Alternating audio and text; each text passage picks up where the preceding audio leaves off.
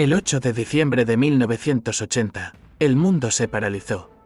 La noticia era tan impactante como dolorosa. John Lennon, uno de los fundadores de The Beatles, había sido asesinado a sangre fría frente al edificio Dakota en Nueva York. Tenía 40 años. Con él moría más que un músico, se iba un símbolo de la contracultura, un ícono de la paz. Un espíritu rebelde y provocador. Pero su historia no se resume en ese disparo. Su historia comenzó mucho antes, con una niñez turbulenta, una creatividad feroz. Una vida marcada por luces y sombras. Esta es la historia de John Winston Lennon, el niño de Liverpool que conquistó al mundo y dejó una huella que sigue vibrando como un acorde eterno. John Winston Lennon de 1940-1957. John Lennon nació el 9 de octubre de 1940. En plena Segunda Guerra Mundial, mientras caían bombas nazis sobre Liverpool. Su madre, Julia Stanley, era una mujer alegre, libre, fuera de lo convencional. Mimi no aprobaba el arte, la música, ni los desvaríos creativos. Pero no pudo apagar el fuego que John llevaba dentro. A pesar de esa rigidez, John mostraba desde joven un carácter fuerte, irreverente, inteligente y con un humor ácido. Quería sacudir al mundo. Ser provocador, desafiar al sistema. Tenía un don para las letras irónicas, mordaces, sensibles y profundamente humanas. Cada canción era un éxito. Cada aparición pública provocaba histeria. También estaba traumatizado por la muerte de su madre y la ausencia paterna. Lennon, con su mirada afilada y su humor sarcástico, se convirtió en el alma contestataria del grupo. En 1962, con el lanzamiento del Love Me Do, los Beatles comenzaron su despegue. Juntos comenzaron una relación intensa, artística y profundamente simbiótica. Muchos fans la culparon de la ruptura de los Beatles, pero la verdad era más compleja. Su padre, Alfred Lennon, era un marino mercante ausente. La relación de sus padres era inestable. Y cuando John tenía apenas 5 años, su padre lo abandonó. Soñaba con un mundo sin fronteras, sin religiones que separaran, sin posesiones. Era una utopía. Pero también un mensaje poderoso que sigue vivo. Fue entonces cuando su tía Mimi Smith, hermana de Julia, asumió su crianza. El FBI lo vigilaba, intentaron deportarlo. Y durante años vivió con miedo de ser expulsado del país. Las tensiones creativas y personales entre los 4 miembros eran irreparables. Se retiró durante 5 años. Se dedicó a criar a su hijo Sean Lennon, nacido en 1975, y a vivir en el anonimato. Tenía miedo de ser abandonado, su carácter explosivo convivía con una sensibilidad poética. Lennon, que ya se veía como un artista independiente, lanzó su álbum Plastic Ono Band, un trabajo crudo y emocional donde exploraba su infancia, su dolor, su búsqueda de identidad. Creció en la casa de Mendips bajo una estricta disciplina. Lanzó Double Fantasy, un álbum que hablaba del amor, de la vida, de la madurez. Parecía haber encontrado la paz. Paseaba por Central Park, cocinaba, cuidaba de Sean. Estaba listo para una nueva etapa creativa. Su madre Julia, aunque no vivía con él, fue una figura clave. Pero la verdad detrás de su crimen es más un caso de enfermedad mental y fanatismo que de ideología. Sus problemas con el alcohol y las drogas eran serios, especialmente durante la etapa Beatles.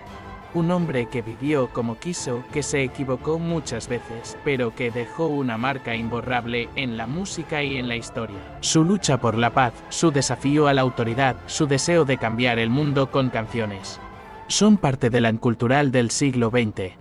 También fue acusado por Cynthia y otras personas cercanas de ser violento en el pasado. En sus últimos años intentó reparar esa relación. Pero Julien siempre cargó con el dolor de la ausencia. Esa frase desató un escándalo mundial, quema de discos en Estados Unidos y amenazas. Pero John nunca se retractó del todo. Amaba provocar. Creía en decir lo que pensaba, sin filtro. Ella le enseñó a tocar el banjo. Lo introdujo en la música y fomentó su lado creativo. Chapman le disparó 5 veces en la espalda mientras Lennon regresaba al edificio Dakota con Yoko Ono. Murió minutos después en el hospital. Roosevelt, pero el golpe más duro llegó cuando John tenía 17 años. Julia murió atropellada por un policía borracho. Enviaba cartas a líderes mundiales, participaba en protestas y junto a Yoko organizó famosos bedrooms por la paz, donde se quedaban en la cama como protesta pacífica contra la guerra de Vietnam. A partir de entonces, su rabia interna se convirtió en parte de su identidad artística. John Winston Lennon de 1957-1962. John encontró refugio en el arte. Estudió en la Escuela de Arte de Liverpool, donde conoció a su primer amor serio, Cynthia Powell, y comenzó a canalizar sus emociones a través de la música. Fue allí donde conoció a Paul McCartney en 1957 durante una presentación con su banda Emerson Rhythm. Al poco tiempo, se unió George Harrison y más tarde Ringo Starr. Así nacieron The Beatles, una banda que en sus inicios era más ruido que promesa, pero que, con el tiempo, se transformaría en un fenómeno cultural sin precedentes. A John no le interesaba solo la fama. John Winston Lennon de 1962-1969, entre 1963 y 1966. Los Beatles pasaron de ser una banda popular a convertirse en un fenómeno mundial. Pero la fama traía un precio. John sufría por dentro, su matrimonio con Cynthia se deterioraba, era infiel, impulsivo, con problemas de consumo de drogas, especialmente LSD. En 1966, provocó una de sus mayores controversias al decir: "Somos más populares que Jesús". Fue en esa época que conoció a Yoko Ono, una artista conceptual japonesa que cambió su vida. John Winston Lennon de 1969-1975. En 1970, los Beatles se separaron oficialmente. Fue también un momento en el que abrazó el activismo político. En 1971 lanzó Imagine, su obra más emblemática. La canción se convirtió en un himno de esperanza universal en Estados Unidos. Sin embargo, el gobierno de Richard Nixon lo veía como una amenaza. A mediados de los 70, John se distanció incluso de la música.